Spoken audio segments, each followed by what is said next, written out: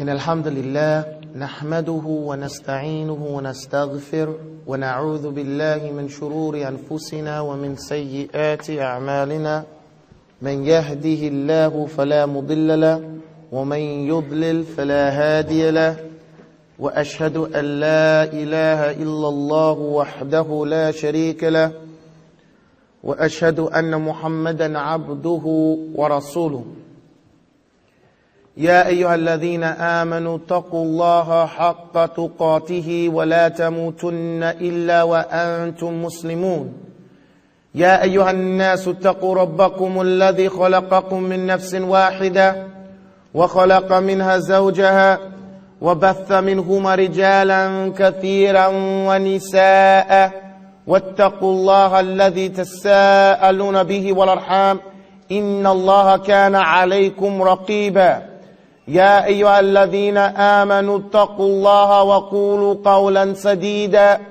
يصلح لكم أعمالكم ويغفر لكم ذنوبكم ومن يطع الله ورسوله فقد فاز فوزا عظيما أما بعد فإن أصدق الحديث كتاب الله وخير الحدي حج محمد صلى الله عليه وسلم وشر الأمور محدثاتها وكل محدثة بدعة وكل بدعة ضلالة وكل ضلالة في النار. All praise belongs to Allah. We praise Him, we seek His forgiveness and His guidance. We seek refuge in Allah from the evils of our own egos and the evil results of our own deeds. Anyone whom Allah guides, then no one can lead him astray. And anyone whom Allah leaves to stray, then there is none that can guide him. And I bear witness that there is nothing worthy of worship and no gods in reality except Allah, who is alone, having no partners. And I bear witness that Muhammad, the son of Abdullah, sallallahu alayhi wasallam, is His slave and His final messenger. Allah says what could mean in the Quran: O you who believe, fear Allah. Respect Allah as it is right to be feared and respected. And don't you dare die except that you die as Muslims. It's a threat. He also says what could mean, O mankind, speaking to everyone, Muslim and non-Muslim. Fear your Lord, or be conscious of your Lord who created you all from one soul, Adam, and created from that soul its mate, Eve, and raised up and spread from the two of them many men and women. And fear Allah, be conscious of Allah, the one whom you ask things for. And don't cut ties with the wombs that bore you. Indeed, Allah above you all is laying in watch. He also says what could mean, O you who believe, fear Allah, or be mindful that you will be accountable to Allah. And in light of this accountability, say a word now that goes straight to the point. If you do this, Allah will make right something you did wrong and forgive you your sins, your crimes. And whomsoever is already obeying Allah and obeying His messenger has already achieved the highest aspiration anyone could hope to achieve. As for what follows, then we have to understand and know that the best speech is the speech of Allah, the Quran. So if you don't know it, you don't know much. And the best guidance is the guidance of Muhammad sallallahu alaihi wasallam. So if you don't have it, if you're not following it, you're misguided. And the most evil of affairs, the worst things you can do, are the things that you yourself come up with. These are the worst things. Each one of these things are things that lead us astray.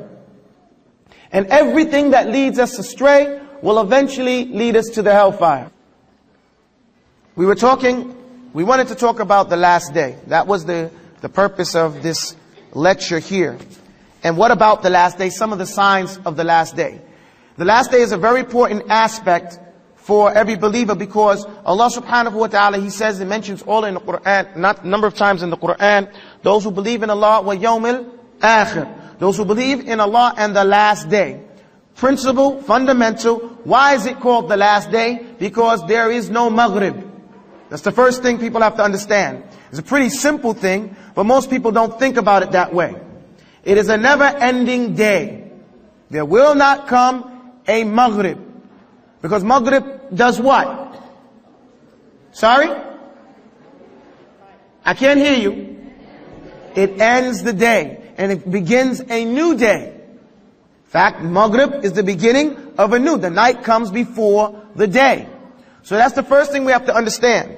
As far as the signs of the last day, then a lot of the minor signs are the ones that we see and we guess about, and we feel that most of the minor signs of the last day have already come. And I'm going to list some of them for us to try to understand. It's supposedly a pretty comprehensive list. The main one that I would like people to understand is qabd al-ulama, that knowledge is going to become rare on the planet. Okay? Knowledge is going to disappear. And it's not going to disappear by you forgetting. This is a very important principle. It's not going to be lost by you forgetting, but rather those people that do know will die. Until those that do know are no longer around, and only the ignorant ones will remain. So this is one of the first signs. And this is something we see happening more and more as the senior scholars, who are like, encyclopedics, they know so much. May Allah preserve them, and rahimahumullah, are all passing away. And you're left with their students, who recognize and realize they are nothing, and very far, far away from the teachers, from the shuyukh. It's amazing. Sometimes we tell people, don't call me sheikh. But people don't understand that. They think you're being modest. But the reality is you're not being modest. I'd love to be a sheikh. But what a real sheikh is, we are very far from that. So we're in a stage now that knowledge is being lost. However, if we just follow the first command in the Quran, what is the first command in the Quran? What? Iqra. What does that mean? Read. The qadr of Allah comes down, the dua goes up, it struggles with it, and it can actually change it, can it not? Rabbi zidni ilma. If we make dua and ask Allah subhanahu wa ta'ala to increase us in knowledge, we can possibly live and not be amongst those that the last days come upon them. It's going to be a great fitna and a great trial. And this is the only thing Allah subhanahu wa ta'ala says in the Quran for you to ask an increase of. To increase you in knowledge. And we notice that He said that in the last days, those that have knowledge will no longer be there. So we ask Allah to increase us in knowledge, and we hope to follow the first order of Allah, which is to read. And read the Quran so that we would have more knowledge. As we state every time when we give this khutbah al-hajj, the best speech is what? Come on guys, what's the best speech? Speech of Allah, the Quran. So that's the thing that we should be reading. One of the other signs of the last day is that someone trying to hold fast to his religion, to his deen, is going to be like someone holding hot coals in his hand. Okay, it's going to be very difficult for him to remain steadfast on his deen. And we see that as a sign that's right now. Who can do anything without having a debit card or a credit card, or whenever you pay any bill, there's some riba attached to it. Or you always have to have a picture ID when pictures are haram. You can't even turn on your phone without hearing music. Right? Or your computer. So it's very difficult to hold fast and hold on to your religion.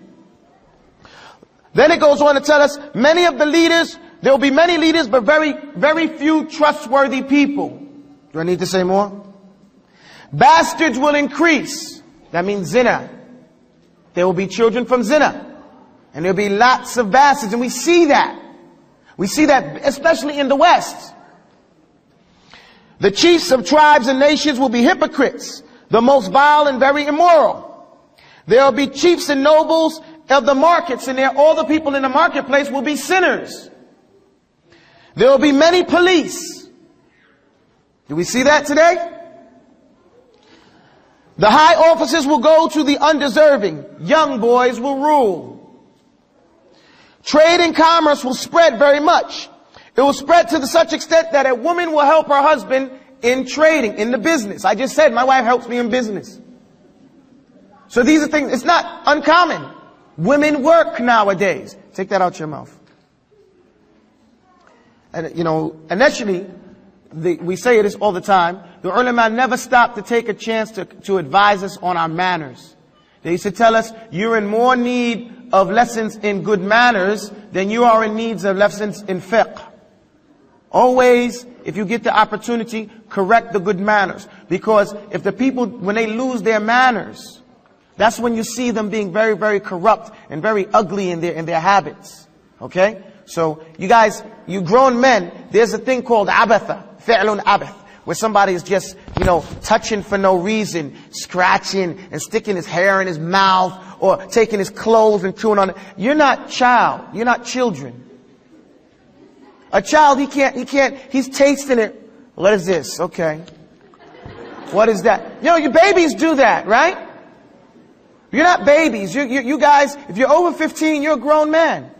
You're a grown young lady if you have your menses. You shouldn't act like little children and not have any control. Be so compulsive, so unconscious of your movements. You should sit up like young people. You should say, yes, sir, no, sir, yes, ma'am, no, ma'am, when you deal with your adults, and not feel like you're, it's like, I shouldn't say that. You ask somebody, hey, young man, what time is it? Huh?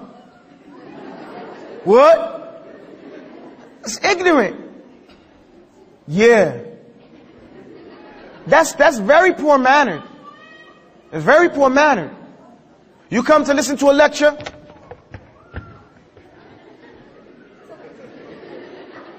That's not how you sit. That's not how you sit. That's not very attentive. That's not respectful at all. You have to have good manners. You have to have good manners. This shows your true character. Okay? People will cheat when they're given measure, meaning that when you measure out, instead of it being 1 pound, they give you a little less. That's a mutaffif. He's always stealing a little bit from you. Just a little bit, taking a couple of cents. This type of thief. The habit and custom, dig this, the habit and custom of writing will increase, but education would only be to further worldly gains. Let me say that again. The habit and custom of writing would increase. Hold on. Oh, y'all didn't get it. Yeah. What do people do all the time? You didn't get it. I pulled out my phone. You see that the people do this all the time. Hold on, and they're writing. What are they doing? They're texting. They're writing all the time. To the point that it's rude. But is education happening for the purpose of their deen? Not really. Most people are getting their education so they can get some worldly gain. And so we see this one happening all over. The Quran would be turned into a tool for songs and music. We see this on YouTube a lot of times.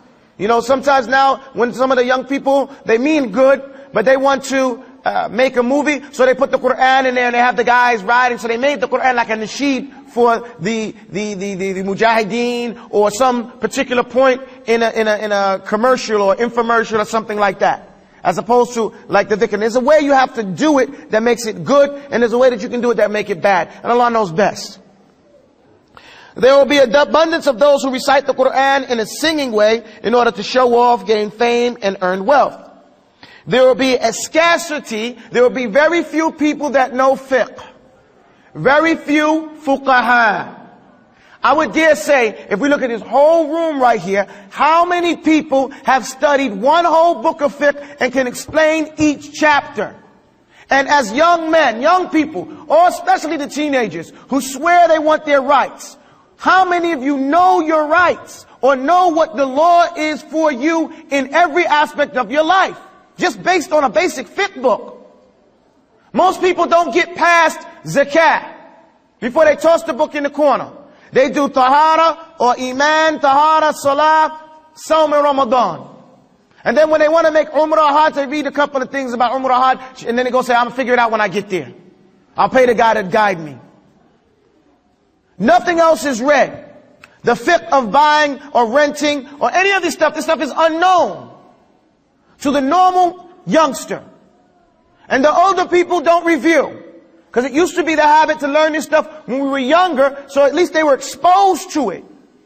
But the revising of it, finding out what was actually from the sunnah and what was wrong, or they didn't have it quite so right, we don't do that. So this is right here, a scarcity of people who know the fiqh. The ulama and scholars will be killed. There will be a lot of suicides.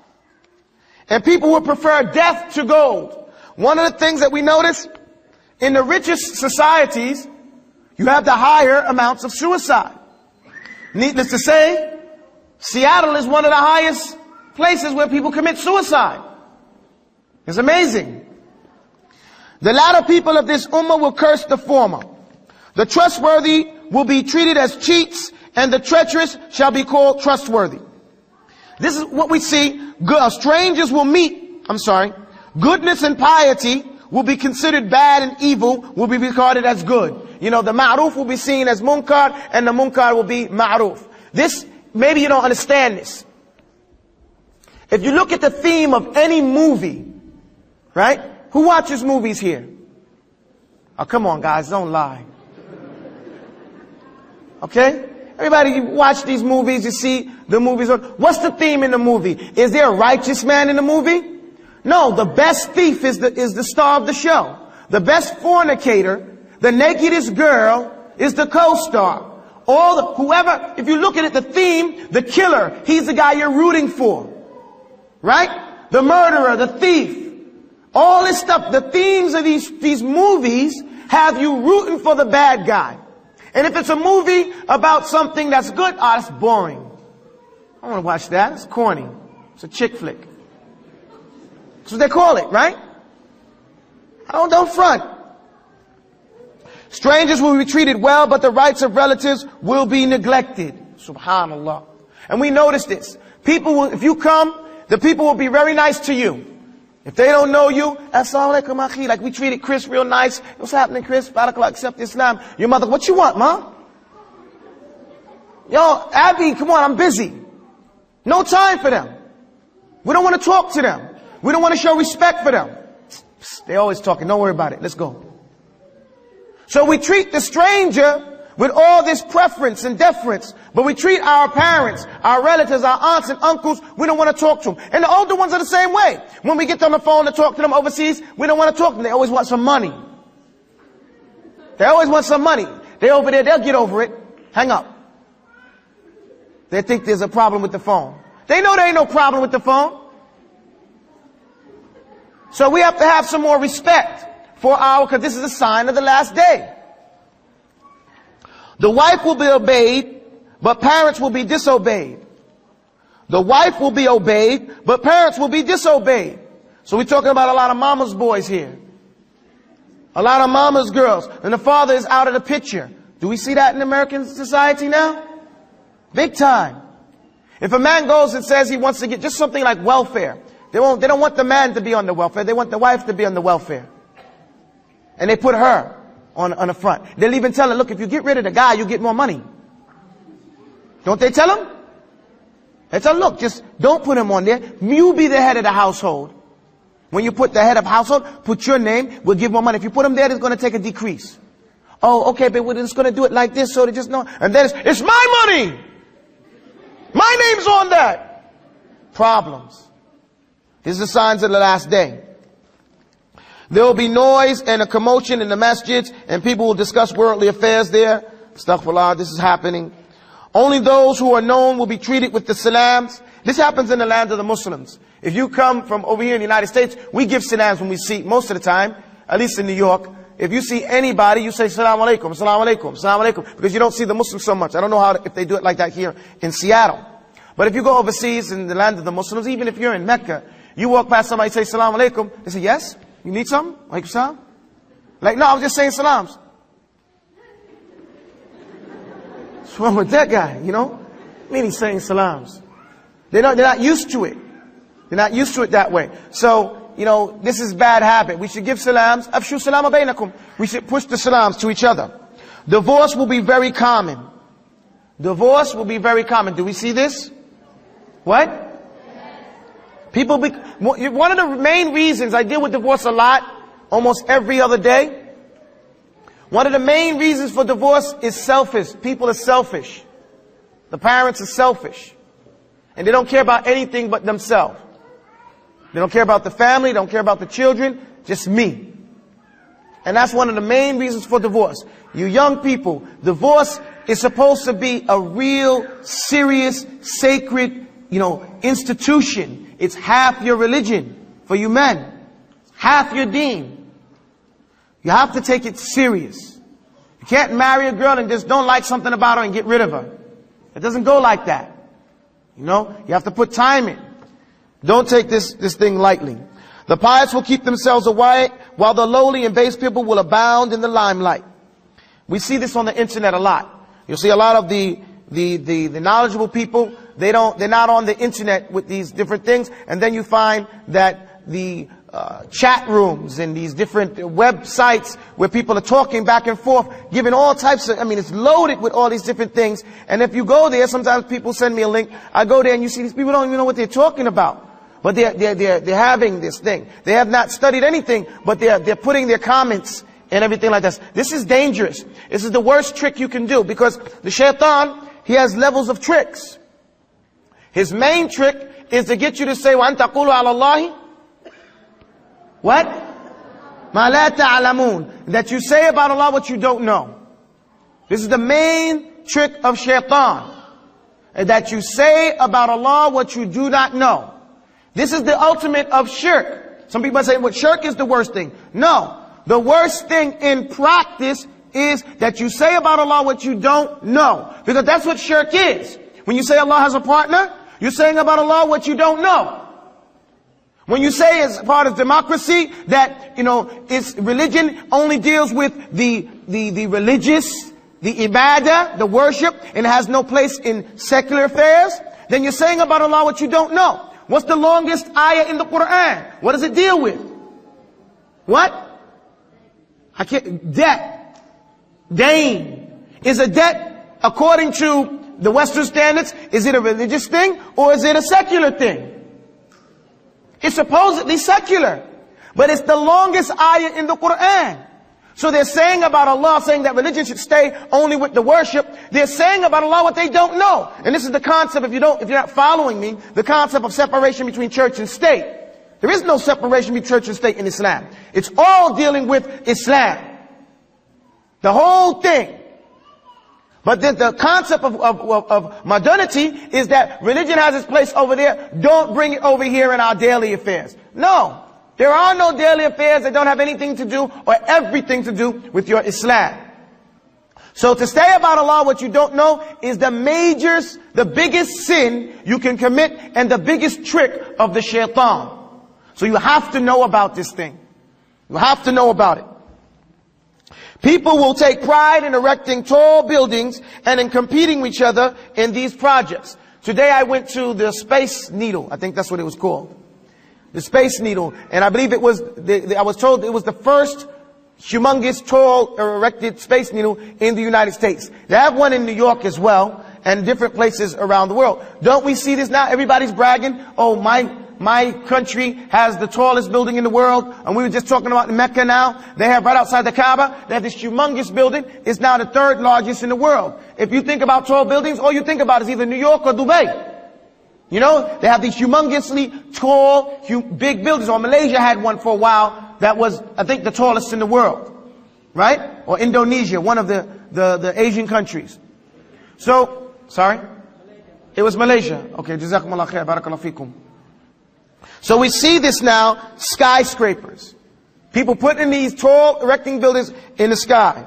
Wine will abound and it will be called nabid. People will use interest when trading, and bribery will be called a gift. Now we notice what this is now is the people changing the names of things. No longer will they call it a bribe, they call it a gift. They won't call it wine, let's say, what do they call it? Wine coolers, or they call it something else.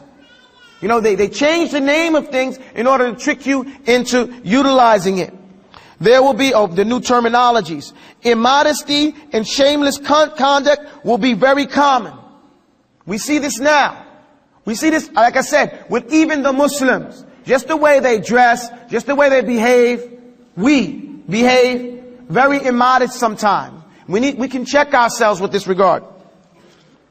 Invitation would be extended to enjoy the company of women along with food and drink. We see a lot of the young guys say, yo, are you going to go to that conference? Are you going to go over here? Yeah, any girls going to be there?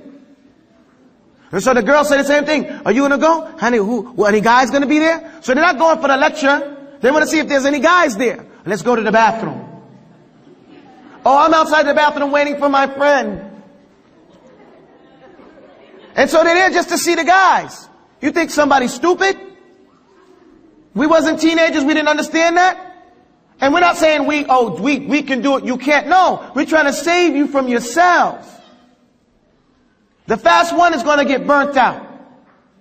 The fast one is going to get involved in something that they don't know what it is. They don't know the reality of it. You have to save yourself and control your desires. That's all it is. Controlling yourself. Unexpected deaths will be very common. How many people we know having strokes and heart attacks? It used to be someone got old or they got sick and then they died. Then, nowadays, sudden death. People dying of heart attack. People catching cancer. People getting AIDS. Then all of a sudden, they're dead.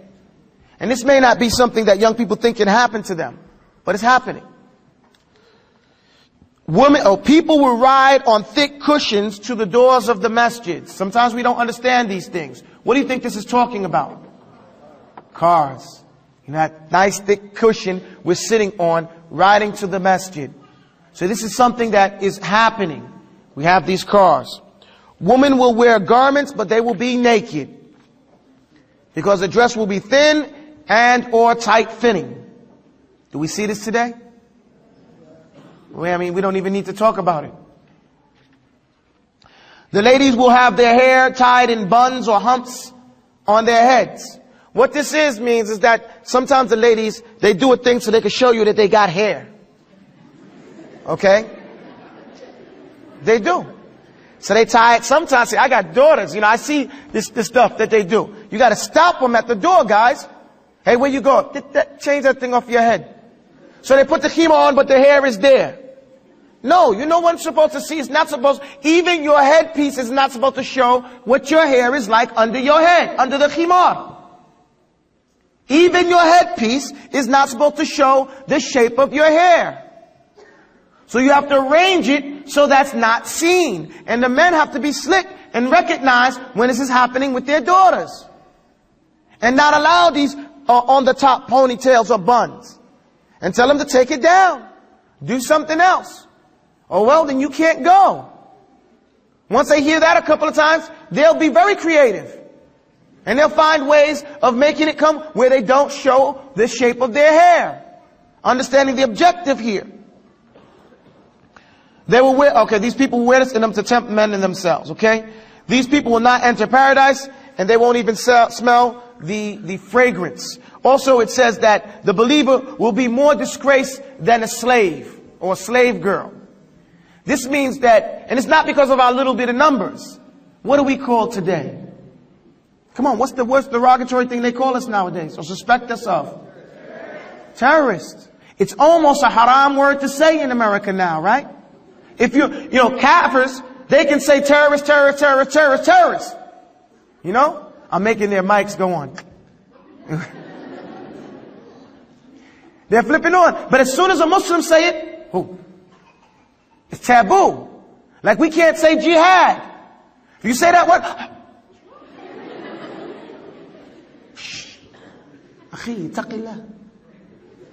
they're trying to make the language haram.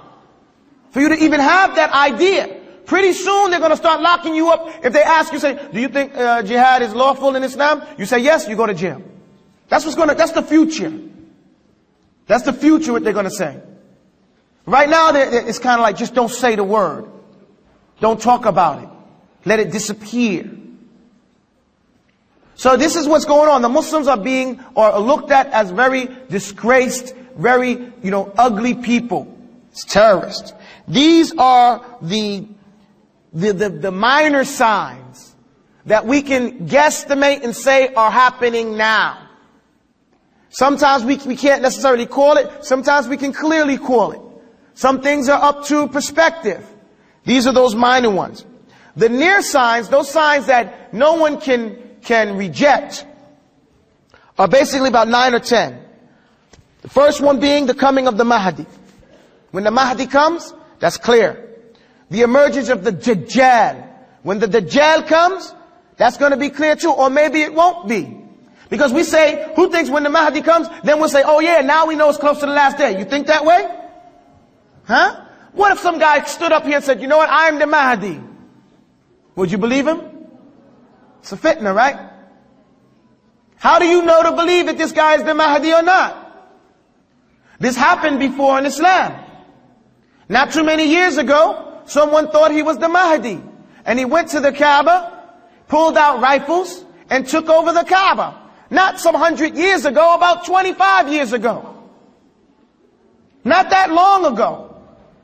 They took over the Kaaba, and they fought. So Sheikh bin Baz wrote the fatwa to go and allow them to go in there and kill them. And take them hostage.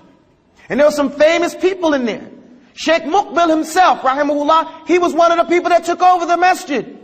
Took over the haram. And he took his dissertation, rahimahullah, he took his masters in chains. Because he was arrested, he took it out, he said, don't send me back yet, let me sit before the board and take my masters. So they let him take his masters in chains. They didn't really blame the people because they said, hey, we saw the signs of the Mahdi. So we followed them. And they allowed it. And he's still a great sheikh, rahimahullah. But he was with those people who took over the Kaaba. So there can be, if this great sheikh could get confused in thinking that someone was the Mahdi, what about you and me? Because a lot of times people say, yo, I want to be around with the Mahdi. I'm going to do this, that, and everything. I'm going to be with the Mahdi. We're going to kill, come on. You don't know that. He might be there and you might reject him. Me, I want to be dead. That's the best thing for me. I don't even want to be here. Because remember, that's going to happen on the worst of people. Uh-oh. You know these guys don't really like us, right? I love you, brother. Yeah, well, let me erase this. He has this thing here, and he puts 3 minutes, 5 minutes, 0 time one time he gave me. So he's erasing the thing I did there. Anyway, so these signs, you might think that you want to be around for these things, but it may be dangerous for you. The emergence of the Dajjal. I don't want to be around for the Dajjal. The descent of Isa ibn Maryam. Who thinks that's going to be cool too? Who wants to see Isa come down? What if some guy came down and then he was in Harlem talking about he's Jesus? There's a guy like that too. He's on 125th Street and he walks up and down. I mean, for years, this guy's been walking down 125 talking about he's Jesus. You know, one day I saw him out in a dress, in a, what do you call it? You know, the American, they wear a white dress when they get married. This guy was in a white dress, directing traffic on 125th Street talking about he's Jesus. Do you want to be tested? No. But these are the things that are going to happen during the last day. Then the Ya'juj wa Ma'juj. Even Isa ibn Maryam is going to retreat, and the Muslims that are with him are going to retreat from Ya'juj wa Ma'juj. Even them, they're not going to be able to take them. Do you understand? So this is going to be a great fitna for the ummah.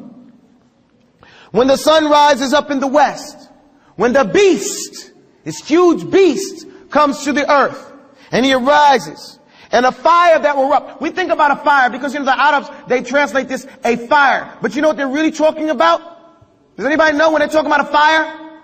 They're talking about a volcano. They're talking about, this is what they're referring to. When you read the text, It's not a fire. When they mentioned about one fire, it came and it took over a mountain. The whole mountain was on fire.